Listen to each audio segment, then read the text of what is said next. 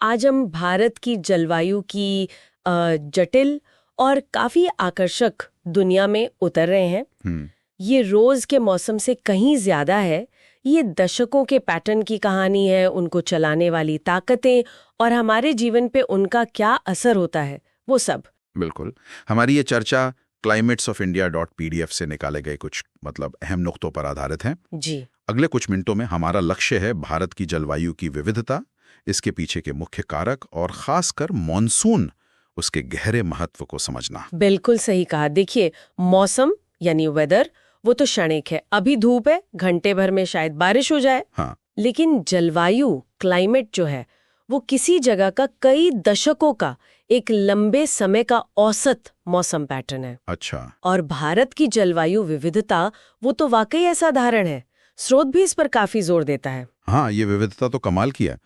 उत्तर में हिमालय की वो अल्पाइन वाली ठंडक से लेकर दक्षिण में केरल की ट्रॉपिकल वेट क्लाइमेट की उमस भरी गर्मी तक सब कुछ है, सब कुछ। पारंपरिक 6 ऋतुओं का जिक्र भी है।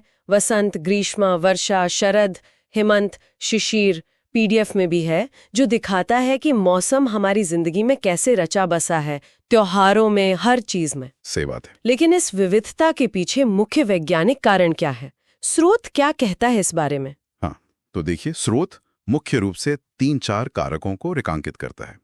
पहला, अक्षांश, लैटिट्यूड जिसे कहते हैं, यानी भूमध्य रेखा से दूरी। बिल्कुल, भूमध्य रेखा से दूरी। जैसे कन्याकुमारी दक्षिण में, वहां सूरज की किरणें सीधी पड़ती हैं, तो जाहिर है ज्यादा गर्मी। हाँ।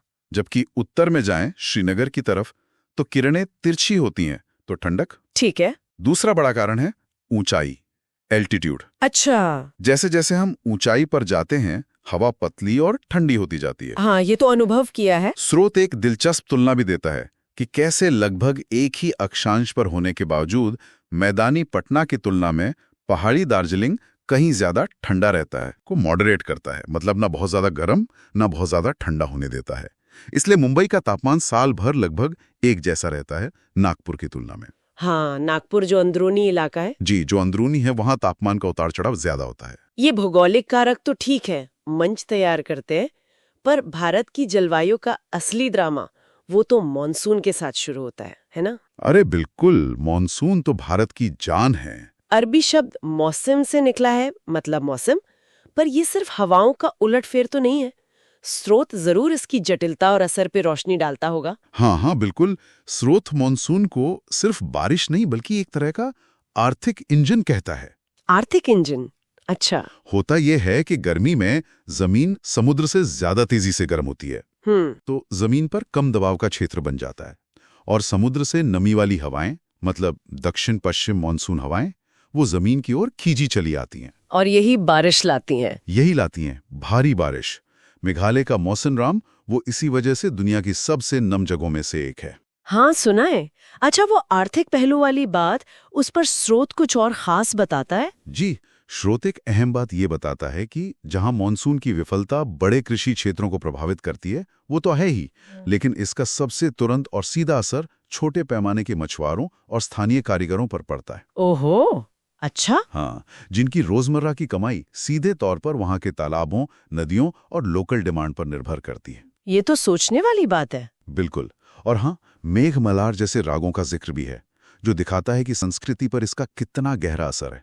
कुछ पारंपरिक पूर्वानुमान तकनीकों का भी जिक्र है। अच्छा, जैसे स्रोत में खास किस्म की चींटी के व्यवहार का वर्णन है मॉनसून के अंदाजे के लिए। कमाल है। और सर्दियों में क्या होता है?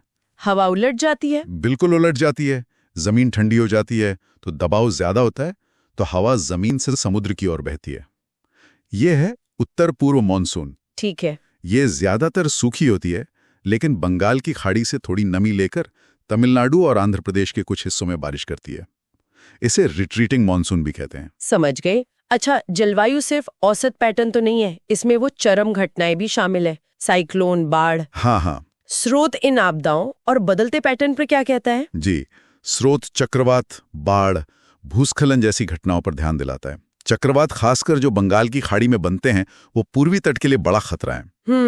बाढ़ तो उत्तर और पूर्वी भारत के मैदानी इलाकों में, जैसे यूपी, बिहार, असम, वहां काफी आम है। हाँ, हर साल सुनते हैं। गतिविधियां, खासकर जीवाश्म ईंधन जलाना, जंगलों की कटाई, इनसे ग्रीन हाउस गैसें बढ़ रही हैं, धरती गर्म हो रही है। और इसका असर इन घटनाओं पे पड़ रहा है। जी, स्रोत के अनुसार इन चरम घटनाओं की फ्रीक्वेंसी, यानी वो कितनी बार हो रही हैं, और उनकी तीव्रता, दोनों में वृद्धि देखी जा रही है। तो संक्षेप में कहें तो भारत की जलवायु, अक्षांश, ऊंचाई, समुद्र, पहाड़, इन सब का एक बड़ा ही जटिल ताना बाना है। सही कहा।